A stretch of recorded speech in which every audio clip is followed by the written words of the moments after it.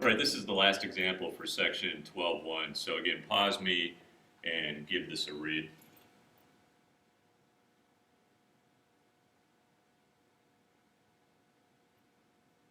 So again, this asks you to construct a confidence interval, but there are differences and new things here in how the type of problem and how the data is presented to you. So don't just dive into, I know how to do panic, this is a piece of cake. It may be for you, but let's pay attention to a few things. First of all, you need to recognize, or should have recognized, that this is paired data gathered through match pairs.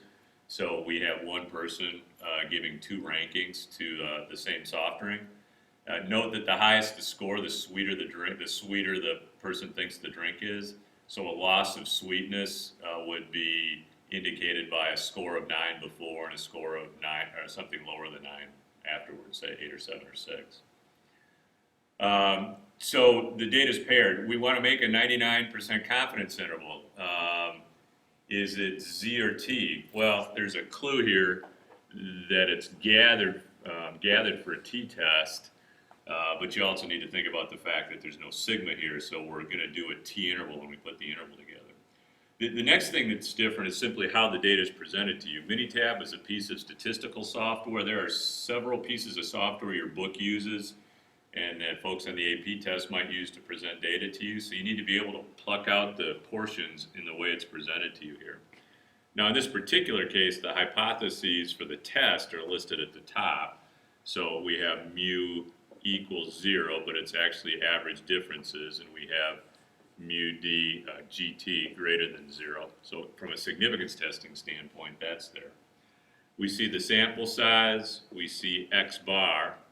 Standard deviation, well, that's going to be S. It's not stated, but it should be implied or fairly obvious that the only way we can get a standard deviation is looking at the sample of 10 differences in sweetness. Standard error here, there's actually a mistake in this. This should be 0.3782. But this is S over the square root of n, standard error. T is our test statistic. That's the test statistic. And this is the p-value from the significance test that was carried out. And you can see there's a 99% confidence interval here. This is a 1% significance test. Those would go together. And so you can see that, in fact, the data is not significant at the 1% level. Now, it's not stated here that it's a 1% test, so I'm implying that based on the confidence interval we're putting together. So here we go. It says construct a 99% confidence interval for the loss of sweetness. So loss of sweetness, right? That would indicate a positive difference. So confidence interval, x bar plus or minus t star times s over root n. We're going to show our work here. We're going to need a t. So that's inverse t 1 plus c over 2 with 9 degrees of freedom because the sample size is 10, and that's 3.25. So then if you were put the confidence interval together, we know what our mean is. It's 1.02 plus or minus. If we want to show the details, we have S here. I'm sorry, plus or minus T, 3.25 times S, 1.196, divided by the square root of the sample size. And when that's all done, we get negative 0.209 to 2.249. Okay, so we look at that, and I didn't ask you to do panic here, but we could. The P step would be it's a confidence interval. So remember, we're not testing, we're estimating. The purpose of a confidence interval is to estimate a parameter we don't know. So here we're estimating mu d, the average, in this case, loss in sweetness score.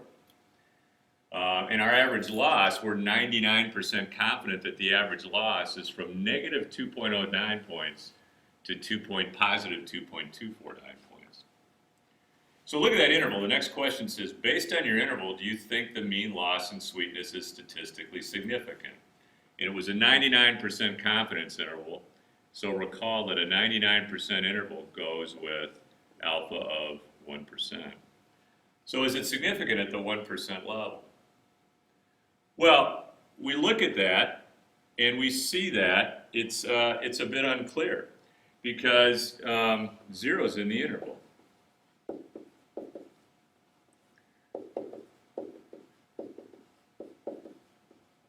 If 0 is in your confidence interval, well, that means the numbers could indicate an increase in sweetness. That's what the negative is, or a loss of sweetness. So at the 99% confidence level, at the 1% significance level, we don't know. And if our null hypotheses were that mu d equals 0 versus a loss of sweetness, which would indicate a positive difference, we'd have to fail to reject the null at that level because it's unclear whether sweetness went up or went down.